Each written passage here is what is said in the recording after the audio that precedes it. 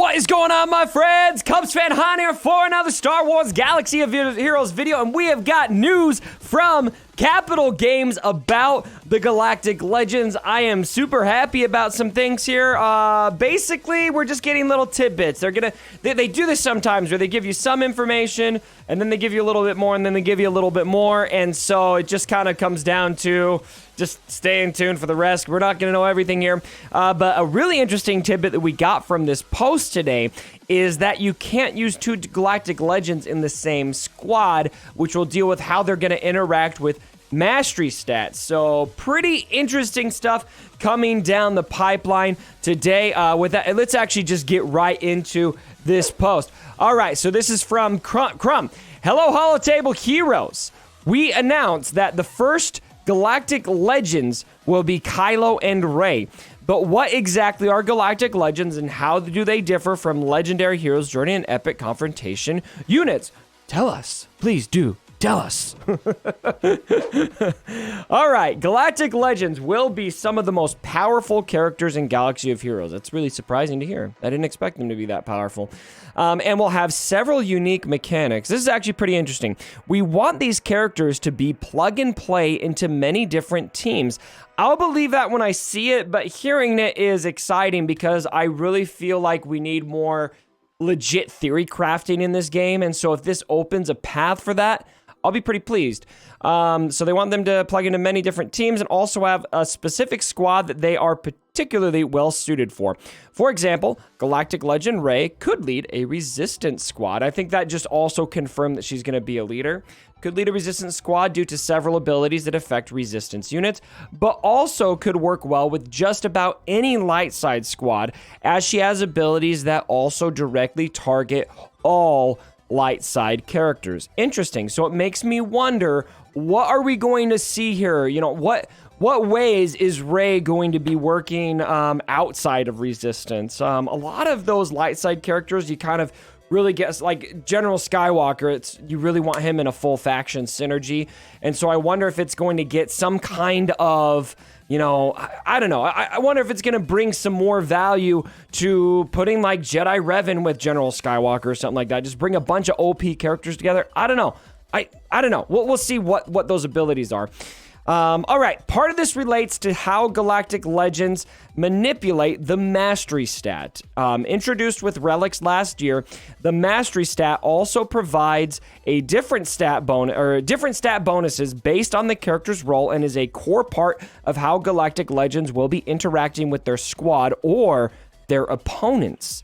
Very interesting. So we're going to be manipulating that Mastery stat both on our squad and it looks like the opponents.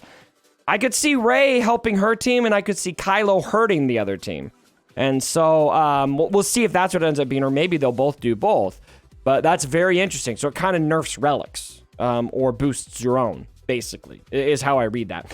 All characters with Relics have Mastery, so no matter who you pair up with a Galactic Legend, they will get a boost to their stats. The ability to manipulate Mastery means Galactic Legends will be useful for a variety of teams, but you can only have one Galactic Legend per team. I think that's really huge. I mean, I don't think anyone was expecting to run Kylo and Rey together.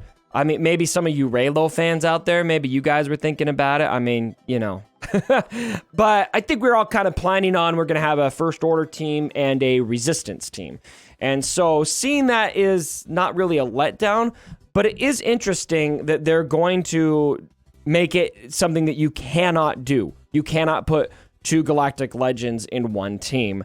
So that also leads me to think that this ability to manipulate Mastery stats will not be in their leader ability. It will be in a unique ability, because if you had both of them in the same team and it was in the leader ability, it would only apply to whoever was in the leadership spot. So the only reason they would need to specify that is if it's a unique ability, because then it would apply twice and they don't want to have it be too OP. So that's kind of future balancing, which, hey, future balancing, I can dig it. All right. Another unique aspect of Galactic Legends is their ultimate ability. Similar to a capital ship, these abilities charge up over the course of battle and allow Galactic Legends to unleash their full power! Do it! Each Galactic Legend will have an ultimate ability that's visually striking and often enough to turn the tide of the battle. I really like the sound of that, especially visually striking. Impressed me, CG. I want to see some visually striking abilities. This game has seen some really awesome abilities in its day. I think in particular, I really love like Mother Talzin's ability, what that looks like. I love the animation of the fear debuff, how you've got that, you know, kind of hovering cloud around people, stuff like that. So if they're saying beforehand, this is going to be visually striking, I'd love something that looks just absolutely dope. So that kind of make, you know, as a fan of this game, it makes me excited to see what it's going to be. Even though I have full knowledge, I'm not going to be able to use these characters. That's sad. That's really sad. But you know what? It is what it is. I'll use them on the test account.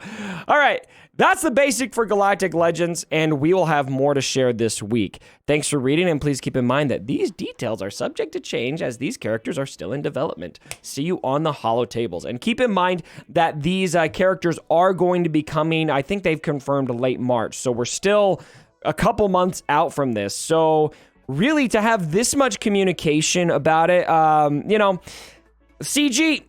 we could be better on communication recently. There hasn't been a lot coming, but to have some details now when I know that these characters are still a couple months out, I can get behind it. I'm happy to have this information right now. So anyway, let me know what you guys think down in the comments below. I am very interested to see how these Galactic Legends are going to unleash, and also why it is that they you know, are announcing this. I feel like, so I'll compare it to this.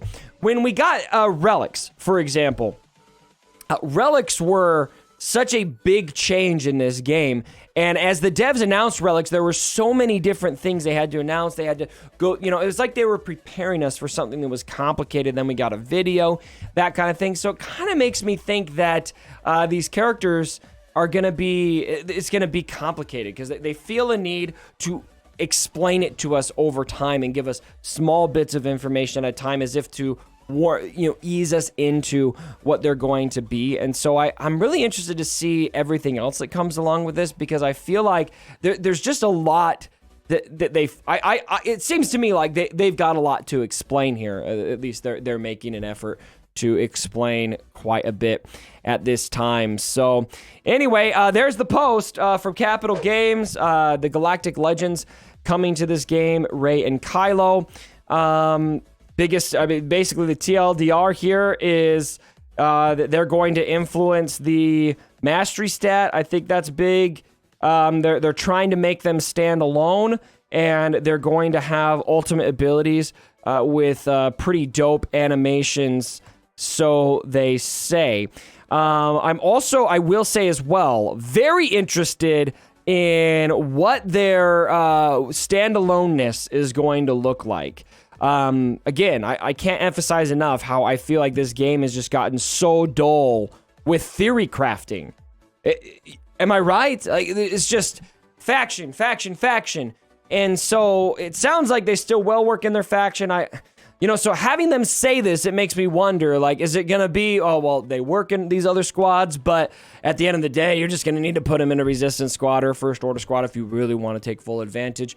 Or will there be genuine value in taking them out of a resistance squad, out of a first order squad, and putting them somewhere where they're going to work? And then also, who are the next Galactic Legends going to be? Because they're being very clear that this applies to all Galactic Legends, which is opening the door for more than Rey and Kylo.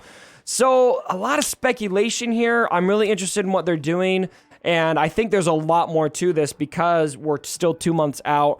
They're revealing piece at a time, and as I've seen the devs do that before, there tends to be quite a bit there to wrap your mind around. And so what else is at play here?